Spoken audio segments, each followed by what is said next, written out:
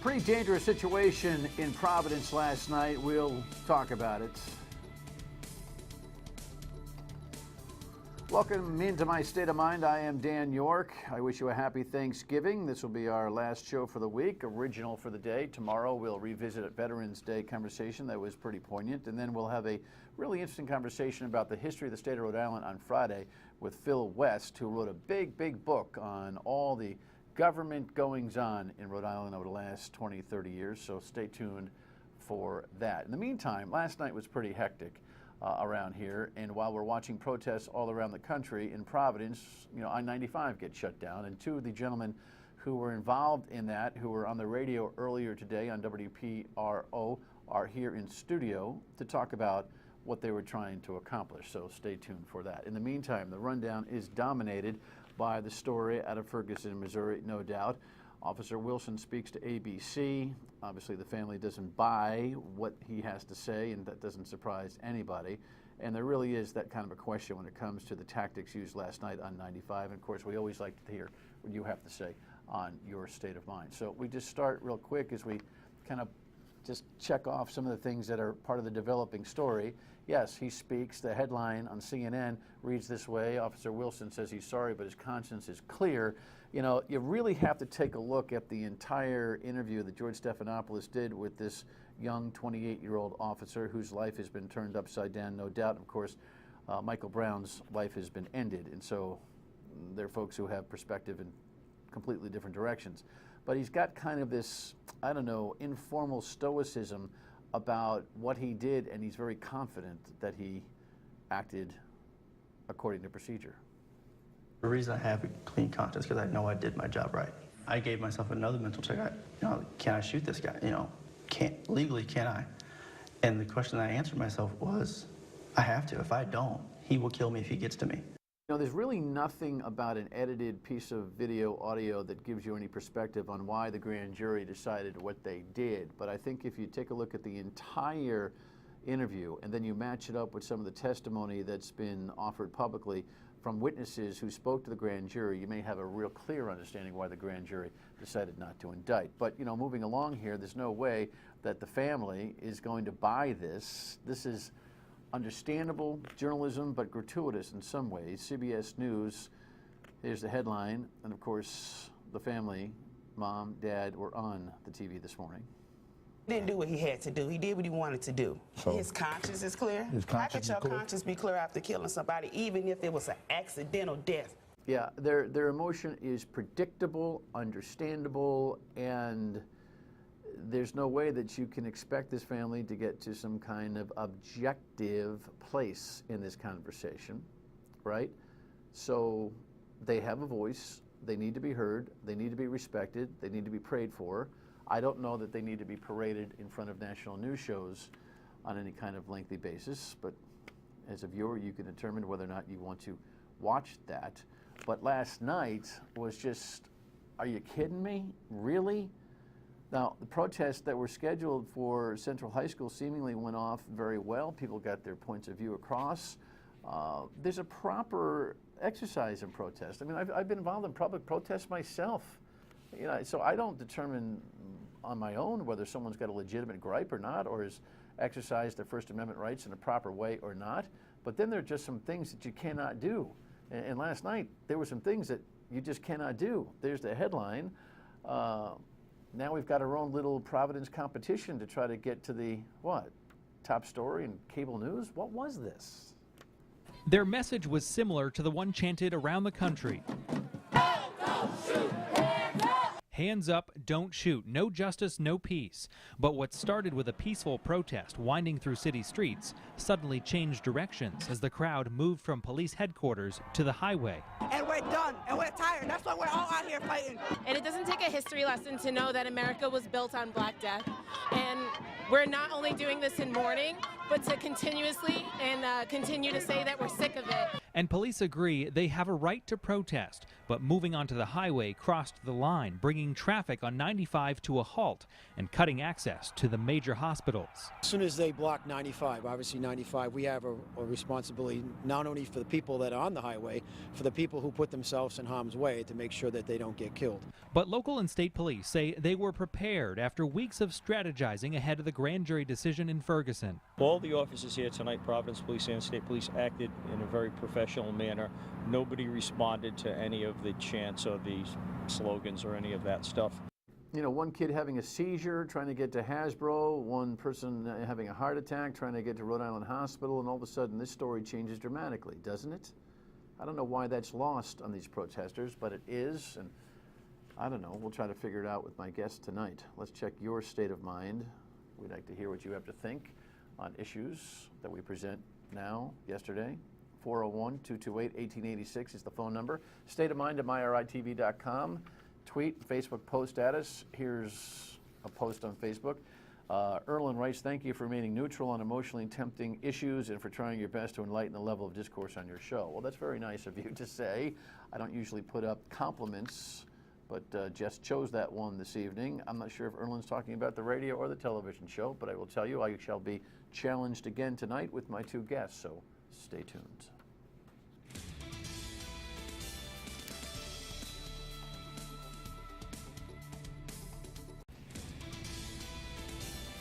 Alrighty, welcome back in. Here's the headline that carried the Providence Journal today. And of course, you know, by this morning, most people woke up and found out that 95 was in blocked last night. Now look, does it feel like the end of the world? Of course not. I mean, if you see protests, you know, throughout the country, you can see that this is kind of a, I don't know, the latest tactic in getting attention. I'm not exactly sure what that's all about. But I've got these two gentlemen were on the radio today on WPRO on the John DePietro program. I got bits and pieces of it as I was traveling around and doing some show prep. And so I bumped into them outside the building, literally, and asked them to come in. And I'm glad that they did. They're local. Brother Gary Densler is from Pawtucket now, originally from Brooklyn, correct? Yes, correct. Yeah. And Justice Alford is an activist that is also formerly from Brooklyn and lives in Providence right now. Yes. Welcome. Welcome. Thank Thanks for you. coming. Thank you. How long have you been in town? Oh, I've been in town for at least about 10 years. Okay, and you? About 20. All right. Yeah, so you're telling Jess, my producer, that you're from Brooklyn. Why? Yeah. Because hey, listen, I'm born in Flushing, but I'm not so sure. I don't carry that around with me. But that's me. bad then, Dan, because I was born in Flushing. You were? Yes, Queens, New York. That's right. All right. What's important about telling people that you used to be from Brooklyn? Well, the reason why I say that, Dan, is because one is that it identifies of being a strong character, a strong person, positive. New York pride? Absolutely. Okay. And same for you? New York pride? Yeah, pretty much. Okay. Know. But I love the spirit of Rhode Island, especially Providence. All right. Listen, we got a lot to talk about here. Okay. And I'm not sure we're going to accomplish everything in the show tonight, so you'll be always welcome back, because you've got an interesting dialogue that you want to bring, some of which confused me today, so let me see if I can bring some context. First of all, your overall point of view about what's happened in Ferguson, Missouri is, what is it? I think it's got to do with race. That's the dynamics of this whole thing we see in life. You think there should have been a grand jury indictment? Absolutely. Absolutely. Of course. All right. You want to explain to me why you think so? Well, this situation here is not just. See, we need to understand something, that in the context in which this situation, this thing happened, this is not just about Michael Brown. Right. Okay. Although Michael Brown was the one, and excuse me for using his words, I believe that it was, manslaughter. Something should have came out of that, right?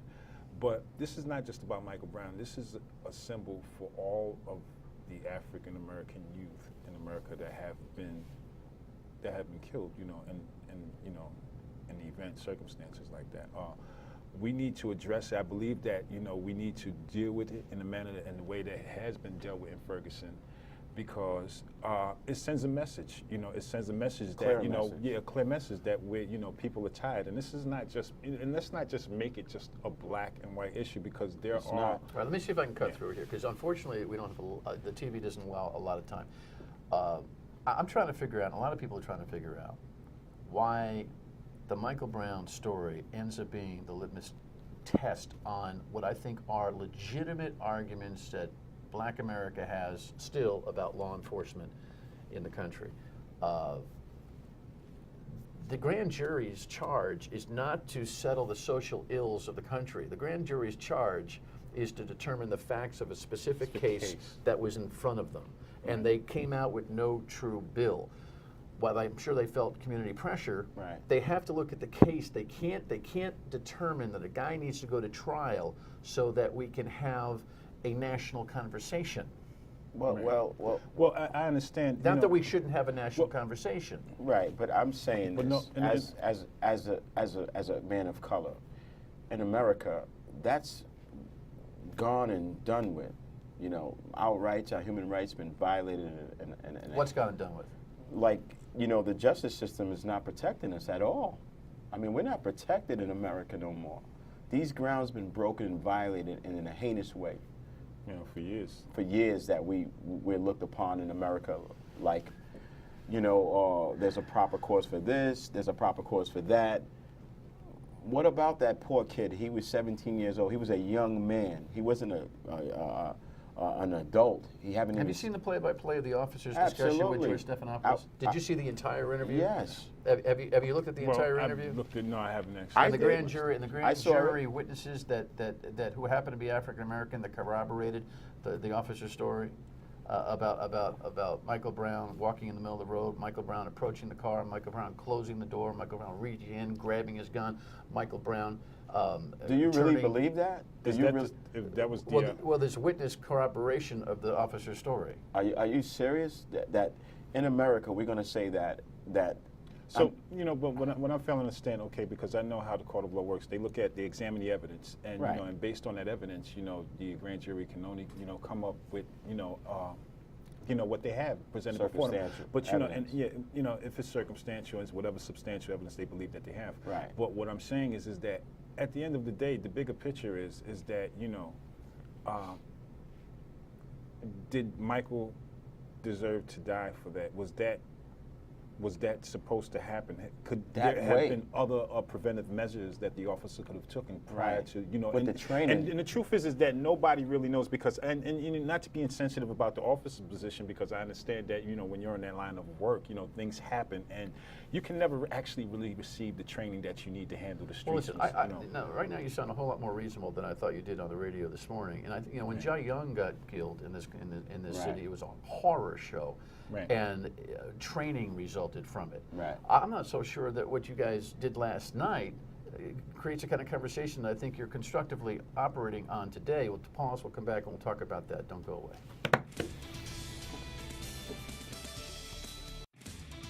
The scene was chaotic this morning in District Court in Providence. 6 people accused in a protest last night in connection with the grand jury's decision in Ferguson, Missouri, not to indict police officer Darren Wilson, who shot and killed 18-year-old Michael Brown back on August 9th. 5 of the 6 people are accused of disorderly conduct. The 6th, 23-year-old Servio Gomez, is accused of more serious crimes: simple assault, vandalism of Sean Daly's story, you know, goes on to talk about some of the mostly young people that are involved in this thing in the court and whatever. You were there. Yes. Did you jump the fence? Absolutely. You were sitting on the line? Absolutely. You were not there. No. You didn't make it. Right. What are you thinking? Change, Dan. That's what we want. Change in America. People of color, we had enough. There's a disparity that's going on, unfair justice in America, Dan. I know you think it's not about black or white, but these issues... No. There's a racial discussion that America needs to continuously have. And right. I mean, listen, I had callers to my program today. I had a white woman call the program and make a speech about how you ought to just behave and no sensibilities about what has been a historic problem with law enforcement right. and black youth. Right. Listen, those realities exist. But we have one kid convulsing with an epileptic seizure trying to get to Hasbro, or one guy having a heart attack backed up in an ambulance, and you guys are strewn across the highway. And all of a sudden now, today, you're not only answering for what you think is a point of view in Ferguson, Missouri, you're in America and in Providence, you're answering to the culpability of someone losing their life. What were you thinking going out on that highway? You see, the thing is that we got to be accountable for everything we do in America now, okay? That means that if we take these measurements to understand to get basically white America's attention, I have to say white America. At the cost of risking life? Well, did you, well, we let talk me ask you about this. we talk about the slaughter of young, innocent people of color in America. Does that matter to? I'm not saying that the lives that was in that ambulance last night or wherever they were going to take those patients or wherever they're going. I'm saying, how about the thousands of lives that's been slaughtered across America? Remember, we fight. In the wars in America. We are too evolved. Black-white challenges aside, you're too evolved. You're too evolved to start sounding like a terrorist. Right. A terrorist says, hey, you know what? The lives that we put at risk or the lives that we take are in exchange for the history of lives that have been torn. That's an extremist, I would say, or the borderline of saying that we have to fold under pressure. I'm saying that, okay, that in America we have to be accountable. That means that if there wasn't a grand jury for that indictment for that Darren Wilson, it was devastating to people, especially people of color. What that showed you, but you need to be accountable for the actions, protest strategies that you have. Oh yeah, there's different methods, of course, but what we're saying to America is this: that we have to get the attention of the American people. All right, well, you got the attention. I'm not so sure you got the attention for what you want the attention for, because my phone lines are full today of people that are talking about how your high-risk behavior actually takes away from your credibility. And I think reasonable people can come to that conclusion, and I think it gets in the way of legitimate issues that you guys have. Right. And you know what, Dan, and you know, I agree with you in a lot of respects, but at the same time, you know, you've been around, you remember the 70s, you know, the 80s. I was you know, a teenager in the 70s. I was young too. I was a teenager too. And you know, when we you don't protested, look as old as I do. No, I feel like I look. Well, you know, okay. Class of '79. I don't know where you are. No, but you know, but the thing is that I was drinking my first beers in the '70s. It was a good time. When it was a time for African Americans to struggle, you know, protesting, you know, stuff like that, you know, for the cause, and we need to understand that, like, you know, first of all, we want people to understand that this is not about, you know, just, you know, having, you know, being disgruntled with white America. This is about recognizing the fact that this country has the potential to be greater than what it actually is. And because we see that, we're striving to make that a better situation, even if it means, you know, some of the sacrifices, and I hate to say this, but even if it means some of the sacrifices that we have to make just to make the bigger point, which is about, you know, being humane and addressing the issues that need to be addressed. So I don't know if you're talking in code or whatever, but the humanity and the humane result that you want is worth the risk of putting some people's lives in danger by clogging up a major interstate next to a major trauma center. Well, we have to understand that sometimes when we make decisions, you know, these things are not foreseeable. Although, you know, we understand. Let me ask you: was it? You know, I can let you off the hook pretty quickly if you say it was spur of the moment and it got away, or was it planned to jump the fence with 150 people? Yes or no? I mean, that's up for grabs. Only because. What were you thinking when you were at Central High School? Prior to coming to the highway, were you thinking, we're going to the highway? Or did you just take a walk with everybody? Someone said, let's get on the highway. You went, all right, let's go on the highway. Well, everything is planned, Dan. I mean, even it was planned. Even the killing was a plan. I mean, remember what Darren Wilson said. You said you read the transcript. And he said that he thought for 3 seconds, should I shoot this kid and get away with it, basically. Well, he actually didn't use, it wasn't 3 seconds. Well, however he put it, he thought about that in the process. If that's not premeditated murder, what is that in the views of people today?